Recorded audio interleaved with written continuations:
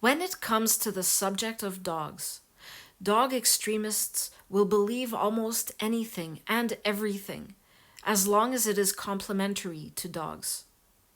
When it comes to gaining information about dogs, they will accept information from almost any source, again, as long as it is complementary to dogs.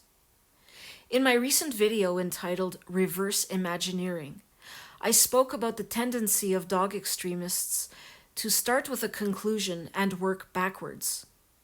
While I stated that their claimed knowledge about dogs is not based on scientific observation, I didn't address the obvious question of where their faulty knowledge comes from.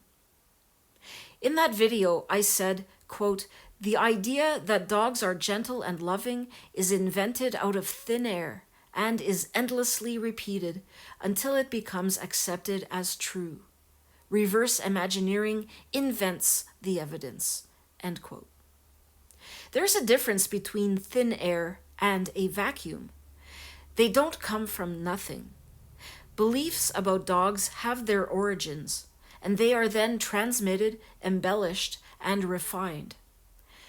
There are a host of well-established and widely believed falsehoods about dogs that constantly circulate until they gain the apparent status of well-established facts.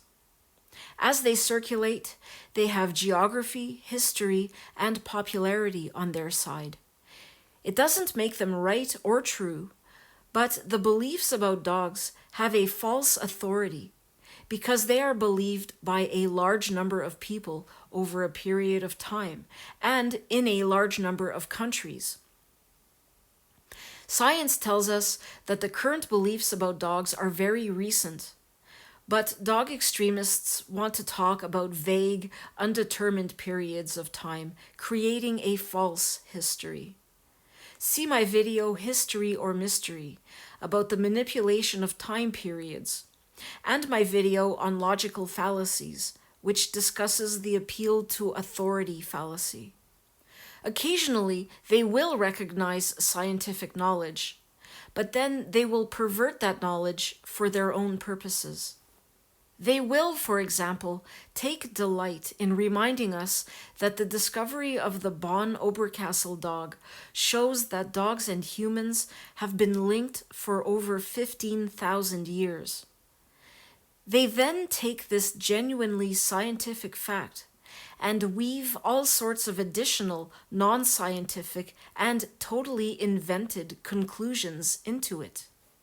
An archaeological discovery of the remains of a dog nearby to humans is sufficient evidence to dog extremists of a love-soaked romance between humans and dogs that has stretched in an unbroken 15,000-year-long symbiosis. The dog skeleton is real. Nothing else is. Some of you may have come across this article or others like it. This one was written by Stanley Coren. I remember talking about this guy before in one of my videos. I can't remember which one it was now. Do any of you remember? He is a dog worshiper, and this is very clear from his writing. He makes the claim that because the skeleton of the Bonn Oberkassel dog shows evidence that the dog suffered from canine distemper and should not have lived as long as it did. He says that the dog should have died when it was much younger, but because it didn't, because it lived so long, it's believed this is evidence that the humans were taking care of it. And because the humans must have been taking care of it, this is proof. He claims that this very strong emotional attachment between dogs and humans stretches back into the mists of time and has existed for thousands and thousands of years. This is another case of reaching a general conclusion from a specific case. If this one man did indeed care for this one dog, It tells us nothing about what humans in general thought of dogs in general. There's also the many hundreds of years of documentary evidence that fails to mention this love affair between man and dog. Why does the Bible, for example, fail to sing the praises of canines? We do have the evidence of recent historical documents chronicling the development and advancement of dog addiction. In doing research for this video, I came across a number of other websites reporting the fact that the dog may have had distemper. The final paragraph in this article is a lot more cautious than the Psychology Today article. There are a number of uses of the words may and likely. They are not suggesting any evidence of a mysterious, deep, and universal bond. If a man and woman put time and effort into caring for a sick dog, it may have been to protect a future investment rather than out of altruistic love. We don't know if their knowledge of distemper was as detailed as ours. I was talking about this with a friend of mine who grew up in Scotland in the 1950s, and he told me that when he was growing up, there was no evidence of a deep bond between humans and dogs. He told me that he did not know anyone who owned a dog until he was about 13 or 14 years old. He lived in a densely populated city area, so it wasn't a case of being isolated from others who may have owned dogs. Hardly any working class people owned dogs in those days. If some people were head over heels in love with dogs, they would have been considered weirdos. And this is just going back 70 years or so. He told me that kicking any dog that came near you was almost an Olympic event in the 1950s. I discuss the Bon Oberkassel dog in my video History or Mystery, and had this to say in the video. Quote, "This lengthy relationship is just as likely to have been mutual exploitation or mutual competition as mutual cooperation. The only explanation that dog worshippers want to explore is one of a long-lasting friendship and symbiosis between humans and canines. Domestication of sheep goes back over 7,000 years, but we don't consider them to be our friends. The same applies to the 10,000-year domestication of cattle." End quote. Scientific knowledge is only ever employed if it can be twisted or spun to support their inventions. Dog extremists exist in a fantasy world of endless dog possibilities. Dogs love them, protect them, rescue them, show them loyalty and bravery. Dogs teach them morality, judge the character of dubious humans, bring joy and meaning to their lives. Dogs teach their children to read, alleviate all sorts of physical and psychological ailments, and fill a dog-shaped hole in a dogless life. After death, dogs cross the rainbow bridge to frolic in a celestial meadow until reunited with their human companions. The word dog was specially created by a deity to be the word God backwards. It mystifies me that representatives and members of world religions accept that dog is God mantra without protest or debate, but they do. The fantasy world that dog extremists inhabit is full of wonderful and admirable qualities that they claim dogs have.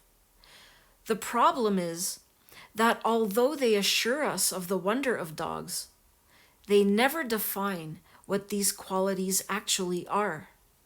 everything is vague and rarely defined. We are told that loyalty is a quality that elevates dogs above all other animals, including humans. There are stories about dogs that remained loyal after the death of the owner, and dog extremists claim that such reliability and loyalty is typical of all dogs. The evidence that they provide consists of stories about individual dogs that behave in a way that is atypical.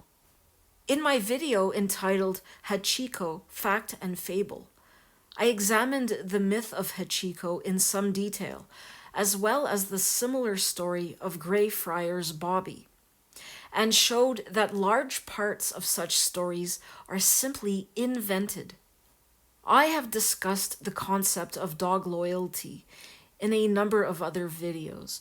For example, dogs do not smile and they don't love you, loyalty gone wrong, and when dogs run away from their owners. In these videos, I had no problem in defining what I meant by the concept of loyalty. But that is something that dog extremists will never do. They constantly want us to accept things that they refuse to provide a tenable definition for. They tell us that dogs are loyal, and they tell us that dogs love us, but never define what they mean by loyalty or love. They cannot define loyalty and love or any of the other claimed attributes of dogs because these claims are not based on evidence. They are based on something else entirely. There's a body of scientific knowledge about dogs that we can agree upon. We know that they are mammals, for example, and we know a lot about their biological processes. The subject that this video is interested in is the non-scientific body of accepted beliefs about dogs that passes for a type of parallel, flawed common knowledge or common sense based on ignorance. This leads to the question, where do dog extremists get their non-scientific beliefs about dogs? It is my proposal that the particular type of knowledge that dog extremists possess is based on the 4 F's of folklore, fable, fiction, and film. The word folklore conjures up pictures of ancient stories told round a campfire, but folklore is constantly being invented, reinvented, and altered to suit modern circumstances. Jan Harold Brunvand, Professor Emeritus of English at the University of Utah, wrote widely on the subject and popularized the concept of the urban myth. We are all familiar with urban myths, those tall tales that nobody knows exactly where they came from, but they are vouched for as true by a friend of a friend. One of his books was based on a dog-related urban myth and was called The Choking Doberman and Other New Urban Legends. In the story of the Choking Doberman, a couple return from an enjoyable night out with their friends to find their pet dog choking and gasping for breath. They rush their dog to the vet, who carries out an emergency tracheotomy and keeps the dog in.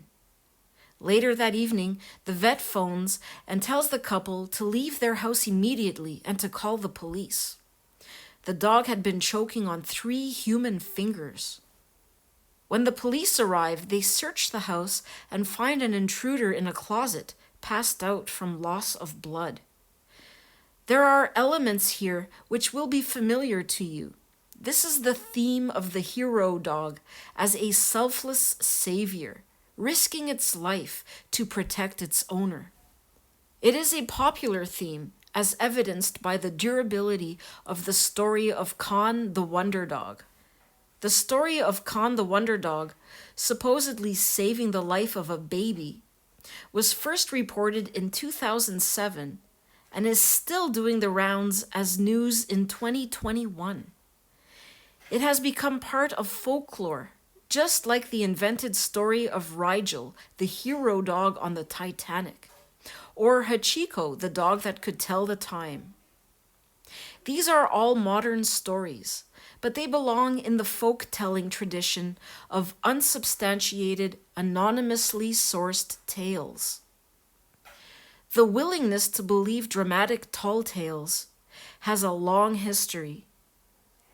Stories about a hero dog saving the life of an infant are common in European and Asian folklore and have their own classification of type 178A in the Arne-Thompson system. This is also titled the Brahmin and the Mongoose, after a story in which a mongoose saves the life of a child. From the Middle Ages until the 1930s, some Christians revered a dog called Guinefort, said to protect infants. This was part of a folk tradition that may have had very dark origins. People would place sick infants outside shrines to Guinefort in an appeal to heal the infants, but it may have been a thinly disguised method of child killing by exposure to bad weather.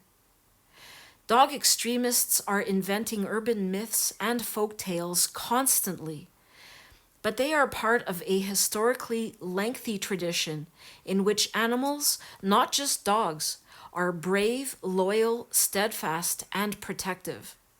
They just don't know that they are tapping into a vein of well-established superstition. Folklore and fable have stories of animals imparting moral and social wisdom, teaching humans much about themselves. Dog extremists take the metaphorical world of fable and transport it to their literal reality. According to them, dogs teach us so much we don't deserve them. They are so much better than humans, they will never let you down. The idea of the gentle dog reminded me of something, and that is the way in which knights were described in medieval times. They were usually described as gentle protectors of the innocent and pure, operating by a code of chivalry morally superior to that associated with ordinary humans. Geoffrey Chaucer wrote about the perfect gentle knight in the Canterbury Tales, published in 1400. In Edmund Spenser's poem The Faerie Queene, published in 1590, his description of the knight as gentle and sweet is the language that modern dog extremists use to describe their dogs. Dogs are sweet and dogs are gentle. These two terms are equally inappropriate when applied to knights or dogs. As with many things, dog lovers do not explain what they mean by the word gentle. In the times of Geoffrey Chaucer, the word gentle meant of noble birth. So a gentle knight would be a person of high status and aristocratic lineage. A gentle knight would display gentility, acting in a way that was elegant, well-mannered, and courteous, indicative of good breeding and social superiority. Is this what dog extremists mean when they talk about a gentle dog? They use other language which would support this idea. Dogs are described as noble, loyal, selfless, and heroic. Dogs are supposedly ruled by a highly developed sense of honor. They can sense dishonesty, apparently. They protect the weak against danger and oppression, and they can determine the character of someone who is deceptive, they say. Like knights of old, their lineage or pedigree is important. They are described as superior to human beings and all other animals. Their parentage enhances their value and social standing.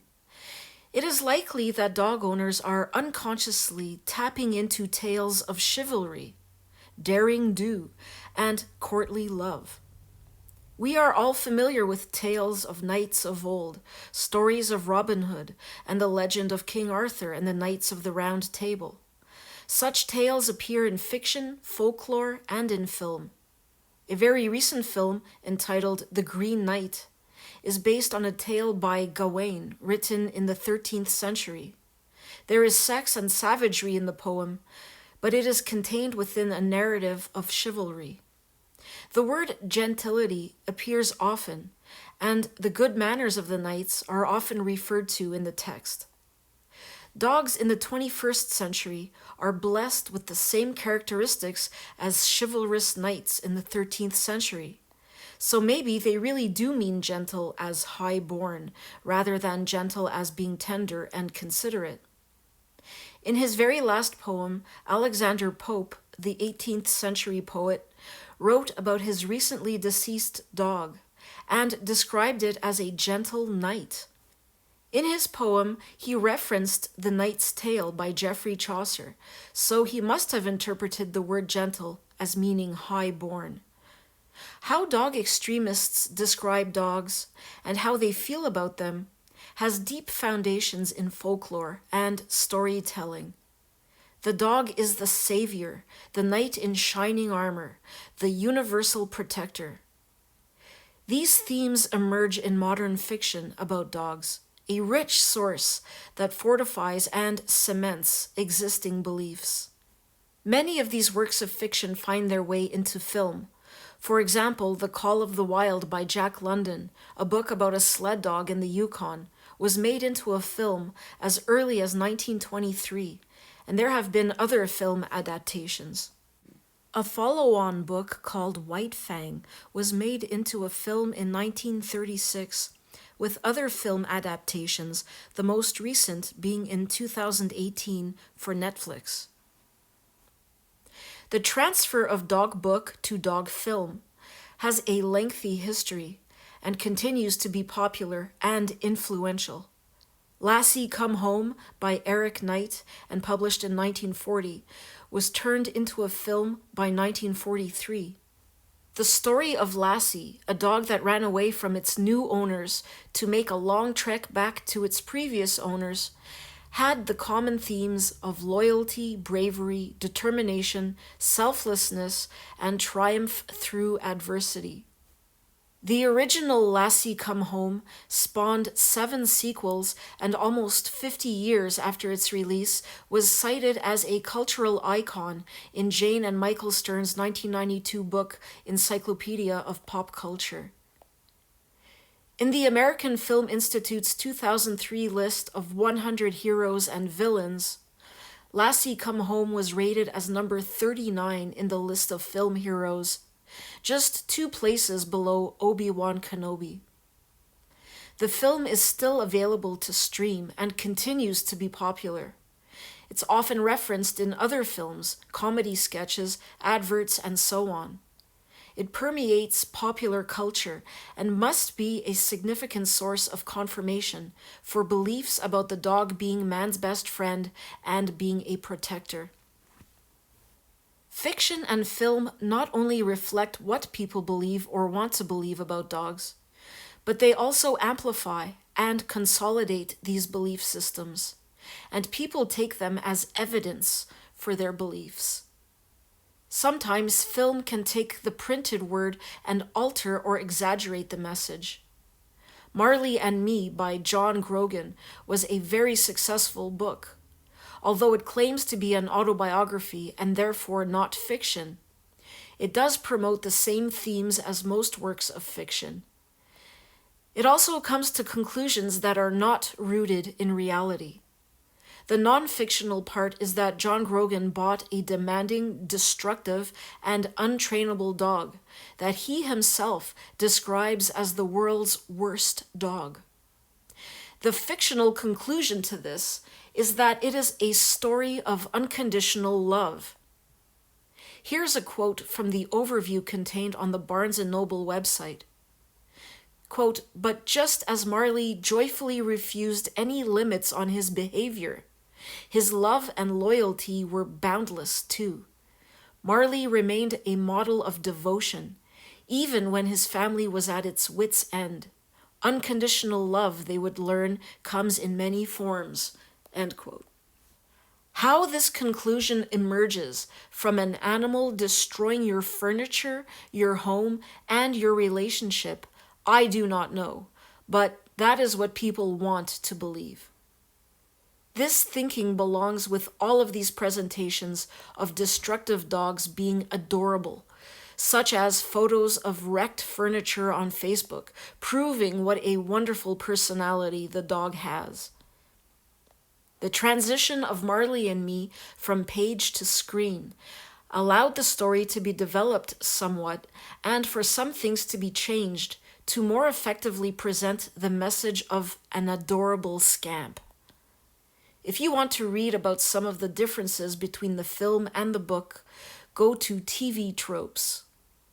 You just need to look at the entertainment section of your local newspaper to see how frequently dogs are represented positively in film.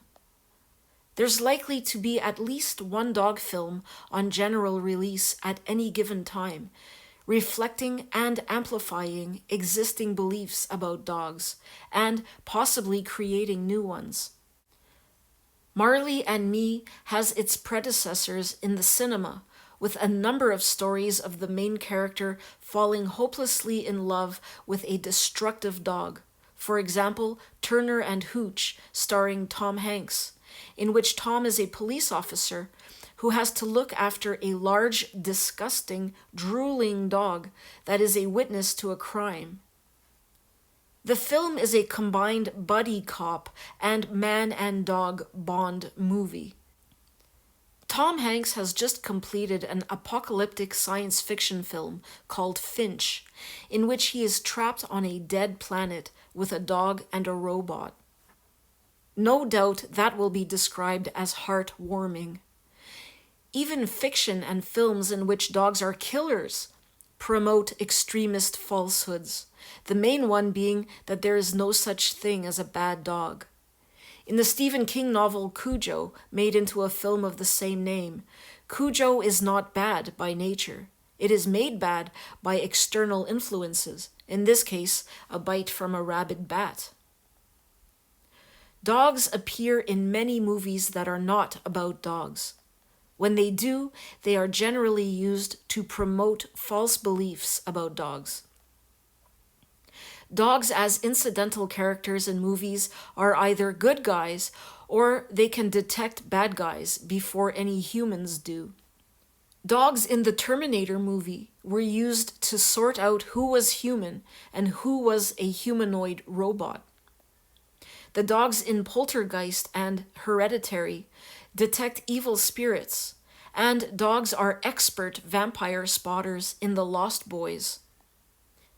In the film Extremely Wicked, Shocking, and Vile, which tells the story of serial killer Ted Bundy, all of the humans fall for his persuasive charms in the early part of the film, but his encounter with a dog shows that dogs are not so easily fooled. The presence of such dogs in movies strengthens the common dog mythologies and provides fodder for the fevered imaginations of dog owners who have difficulty differentiating between fact and fiction. The subject of dogs in fiction and film is a lengthy one, deserving of separate videos. I have tried to show that dog extremists' false beliefs are generated from information contained in folklore, fable, fiction, and film, and that these media reinforce the ignorance that passes for knowledge. They are particularly powerful forms of transmission because people believe them to be trivial and to be nothing more than entertainment. They include feature films and novels, but also children's books, adverts, commercial art, cartoons, TV programs, and information on social media. We are overwhelmed by false information about dogs. And when we start to see some of these falsehoods replaced by scientific knowledge, then we know that we are on the road to being pet-free.